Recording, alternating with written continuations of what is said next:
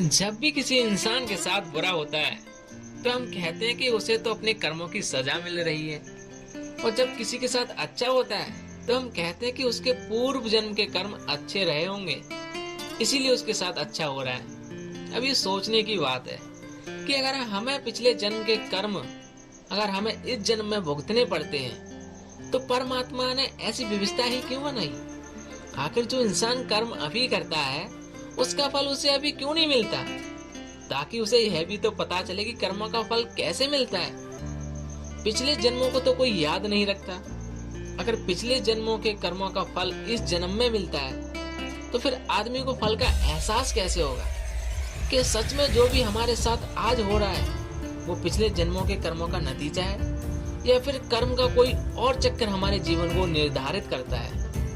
अगर आप ये बात समझ लेते हैं तो आपके मन से कर्म के बारे में सारी गलत धारणाएं टूट जाएंगी, और इस कहानी को सुनने के बाद आपको यह भी पता चलेगी कर्मों का फल कब और कैसे मिलता है और कर्म किस प्रकार काम करते हैं। इससे पहले आप हमारी इस कहानी में खो जाएं, इस चैनल को सब्सक्राइब जरूर कर लें। तो चलिए कहानी शुरू करते हैं। एक बार की बात है, एक बार तथागत गौतम बुद्ध के एक शिष्य ने उनसे पूछा कि हे बुद्ध, कर्म क्या है, जरा विस्तार से हमें इसके बारे में बताने की कृपा कीजिए।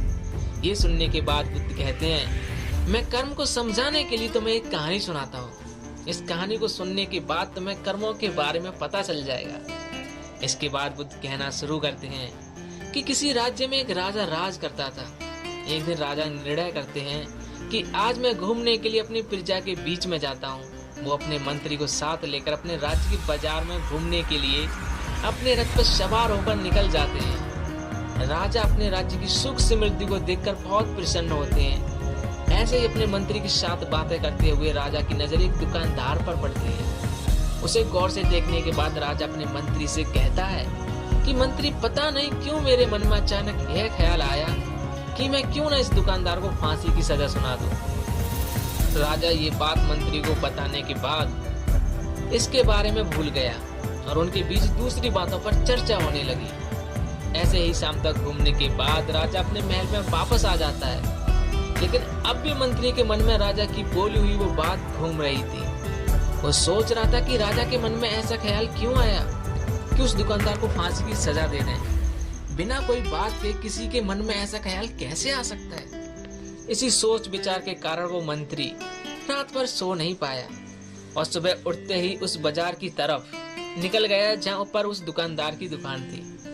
वहां पहुंचने के बाद उस मंत्री ने आसपास के लोगों से पूछा। कुछ लोगों से बात करने के बाद मंत्री को पता चला कि वो दुकानदार अक्सर लोगों से बात नहीं करता और हमेशा चुप चुप रहता है, और ऐसा लगता है कि वो बहुत दुखी है। लोगों से उस दुकानदार के बारे में ये बात सुनने के बाद वो मंत्री उस दुकानदार के पास जाता है और उससे पूछता है कि तुम इतने दुखी क्यों रहते हो। इस पर वो कहता है कि हाँ, मैं अक्सर बहुत दुखी रहता हूँ। मैं चंदन की लकड़ियों को बेचता हूँ। अक्सर लोग मेरी दुकान पे आते हैं और मेरी चंदन की लकड़ियों की तारीफ भी करते हैं, लेकिन मेरी लकड़ियों को कोई खरीदता नहीं है। इसलिए मुझे इस व्यापार में घाटा ही घाटा हो रहा है, और यही कारण है कि मैं किसी से ज्यादा बात नहीं करता और अक्सर दुखी ही रहता हूँ। ये सुनने के बाद भी मंत्री को समझ नहीं आ रहा था कि आखिर राजा को इसे फांसी देने का ख्याल कैसे उठा। इसके बाद मंत्री उस दुकानदार से पूछता है कि अगर मान लो तुम्हारी कोई भी लकड़ी ना बिके तो तुम क्या करोगे। यह सुनकर दुकानदार गुस्से में कहता है कि फिर मैं इस राज्य के राजा के मरने का इंतजार करूंगा। जब वो मरेगा तो उसके दाह संस्कार में मैं अपनी चंदन की सारी लकड़ियां दे दूंगा, जिससे दूसरे राज्य के लोगों को भी मेरी लकड़ियों के बारे में पता चलेगा और वहां से लोग मेरी लकड़ियां खरीदने के लिए आया करेंगे। ये सुनते ही मंत्री समझ गया कि आखिर राजा के मन में वो ख्याल क्यों उठा था। वहां से जाने से पहले मंत्री ने उस दुकानदार से कुछ लकड़ियां खरीद लेता है और बदले में उसे कुछ मुद्राएं दे देता है, जिससे वो दुकानदार प्रसन्न हो जाता है। इसके बाद वो लकड़ियां लेकर राजा के पास जाता है और वो लकड़ियां राजा को भेंट करते हुए कहता है कि हे राजन, आप जिस दुकानदार को फांसी की सजा देने की बात कर रहे थे उसने आपके लिए चंदन की लकड़ियां भेंट में भेजी है। ये सुनने के बाद राजा ने उन लकड़ियों का निरीक्षण किया। उन्होंने उन लकड़ियों के करीब जाकर सूंघना शुरू किया और उनकी खुशबू से राजा मदहोश हो गया। उसे वो खुशबू बहुत अच्छी लगी। इससे वो राजा इतना प्रसन्न हो गया कि उसने अपने मंत्री को कुछ सोने की मुद्राएं देते हुए कहा, ये मुद्राएं तुम उस दुकानदार को भेंट कर देना और उससे कह देना कि हमारे राजमहल में जब भी चंदन की लकड़ियों की जरूरत होगी तो उसी की दुकान से लकड़ियां खरीदी जाएंगी। मुद्राएं लेकर मंत्री राजमहल से रवाना हो जाता है कि राजा के मन का ख्याल अब पूरी तरह से बदल चुका है कि राजा को उस दुकानदार को फांसी देने का विचार अब कभी नहीं आएगा। और यह सोचते सोचते मंत्री उस दुकानदार की दुकान पर पहुंच जाता है और उसे वो स्वर्ण मुद्राएं देते हुए कहता है कि ये मुद्राएं राजा ने आपको भेंट में भेजी हैं। उन्हें आपकी चंदन की लकड़ियां बहुत पसंद आई और जहां तक मेरा सवाल है तो मैं राजा का मंत्री हूँ। पहले तो ये सुनकर वो दुकानदार घबरा जाता है क्योंकि उसने राजा के मरने की बद्दुआ की थी। उसने सोचा कि मंत्री ने कहीं वो बात राजा को बता तो ना दी, लेकिन मंत्री ने उसके विचार भांप लिए और उसने दुकानदार को तसल्ली दी कि उसने राजा को कुछ भी नहीं बताया है। यह सुनने के बाद दुकानदार बहुत लज्जित होता है। वो मंत्री से माफी मांगता है और कहता है कि हमारे राजा बहुत अच्छे हैं, मैं उनकी लंबी आयु की भगवान से दुआ करता हूँ। यह कहानी सुनने के बाद तथागत गौतम बुद्ध ने अपने शिष्यों से कहा कि अब तुम मुझे बताओ कि कर्म क्या है। इसका उत्तर देते हुए किसी शिष्य ने कहा कि कर्म सोच है, किसी ने कहा कि कर्म भाव है, किसी ने कहा कर्म वो है जो हम करते हैं। ये सब सुनने के बाद तथागत गौतम बुद्ध ने बताया कि हमारे विचार ही हमारे कर्म होते हैं। हम जैसे विचार आएंगे हम वैसे ही कर्म करेंगे। अक्सर हम किसी आदमी की क्रिया करने से ये तो जान लेते हैं कि उसके कर्म कैसे हैं, लेकिन हम ये कभी नहीं अनुमान लगा पाते कि वो जो कर्म कर रहा है वो उसके विचार का ही नतीजा है। ये कर्म करने से पहले उसके मन में उस कर्म को करने का विचार उठा होगा, उसी के बाद उसने वो कर्म किया है। हम भी जब अक्सर कर्म करते हैं तो हम शारीरिक रूप से ही कर्म का आकलन करते हैं। हम कभी भी अपने विचारों का निरीक्षण नहीं करते कि उस कर्म को करने के लिए हमारे विचार कैसे हैं, और हम जैसे जैसे कर्म करते हैं और वैसा ही फल हमें मिलता है और वो हमें उसी वक्त मिलता है। और लोग सोचते हैं कि अगर ये बुरे कर्म कर रहा है तो इससे अपने बुरे कर्मों का परिणाम अगले जन्म में भुगतना पड़ेगा, लेकिन ये धारणा गलत है, क्योंकि परमात्मा ऐसी व्यवस्था बना ही नहीं सकता जिससे हम अपने पिछले जन्म के कर्म इस जन्म में भोगने पड़े। परमात्मा कोई लेखा जोखा रखने वाला कृतज्ञ तो है नहीं। अब आप यह सोच रहे हो कि हमें अपने कर्मों का फल उसी वक्त मिलता है, तो हमें पता क्यों नहीं चलता? अगर आपने कभी गौर किया हो, ध्यान किया हो कि जब आपको गुस्सा आता है तो आपका मन कितना अशांत हो जाता है, आपके विचारों में कितनी खलबली मच जाती है, जिसकी वजह से आपको शारीरिक और मानसिक कितनी यातना सहनी पड़ती है। आदमी गुस्सा तो करता है किसी और पे, लेकिन यातना तो वही सहता है।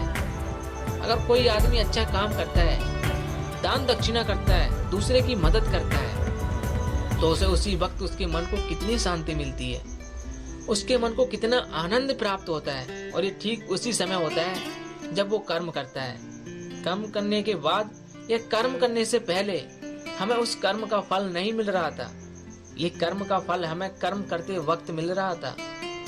हर क्रिया की प्रतिक्रिया होती है, जो भी क्रिया हम करेंगे उसकी प्रतिक्रिया भी अभी होगी। उदाहरण के तौर पे जब हम कोई गेंद दीवार पर फेंकते हैं तो वो दीवार से टकराकर हमारे पास वापस आती है। गेंद का फेंकना और उसका दीवार से टकराकर वापस आना, ये उसी पल हुआ था जब हमने गेंद फेंकी थी। और ऐसा नहीं हुआ था कि हमने आज गेंद फेंकी और वो लौटकर कल वापस आ रही हो। उसी तरह जिस समय हम कर्म करते हैं उसकी प्रतिक्रिया भी उसी समय होती है। बस हमारी व्यक्ति अनुसार सोच और सुनी सुनाई बातों की वजह से लगता है कि हमें पिछले जन्मों के कर्मों का फल इस जन्म में भोगने पड़ रहे हैं। अब आप यह सवाल कर सकते हैं कि कुछ लोग हमेशा अपने जीवन में अच्छा काम करते हैं, लेकिन फिर भी उनका जीवन ठीक से अच्छा नहीं चलता, उनका जीवन डगमगाता रहता है। उन्होंने कोई बुरा काम नहीं किया होता है, फिर भी दुख उनके जीवन में आते रहते हैं। ऐसा क्यों होता है? तो इस बात को भी समझ लेना जरूरी है। जब भी हम बार बार एक ही तरीके से काम करते हैं तो वो काम हमारे संस्कार बन जाते हैं और संस्कार हमारी आत्मा से चिपक जाते हैं। हम मरने के बाद भी अपना शरीर तो छोड़ देते हैं, लेकिन जो संस्कार हमने निर्मित कर लिए हैं वो हमारे साथ ही जुड़े रह जाते हैं। और कोई भी हम जब अगला जन्म लेते हैं तो वही संस्कार हमारे साथ जन्म लेते हैं। इसलिए दो बच्चों के सोचने में और उनके कर्म करने में बहुत भेद होता है। हालांकि ये सोचने की बात है कि पैदा होते ही उन्होंने तो कुछ भी सीख नहीं लिया, लेकिन फिर भी दोनों बच्चों अलग अलग तरीके से काम क्यों करते हैं? तो ये दोनों बच्चों के अलग अलग संस्कार होते हैं जो उनसे अलग अलग तरह से कर्म करवाते हैं, अलग अलग तरह से उनकी सोच निर्मित करते हैं। कोई बच्चा पैदा होते ही गुस्सैले पैदा होता है और कोई शांत प्रवृत्ति से पैदा होता है। तो ये सब उनके पिछले जन्मों के संस्कार होते हैं। इसलिए जो संस्कार हम निर्मित करते हैं और वही संस्कार हमारे साथ साथ चलते रहते हैं, जिन्हें हम पिछले जन्मों के कर्म कह देते हैं। जिस तरह से बारिश के वक्त दीवार से पानी टपकता है, उससे एक लकीर बन जाती है, और जब बार बार उस लकीर से पानी आता है तो वहां पर वो लकीर और भी पक्की हो जाती है, और अगली बार जब भी बारिश होगी तो ज्यादा संभावना है कि पानी उसी लकीर से बहेगा। और उसी तरह बार बार किए हुए कर्म संस्कार बन जाते हैं, और ज्यादा संभावना बन जाती है कि बच्चा उन्हीं संस्कारों के साथ पैदा होगा। तो दोस्तों, कैसी लगी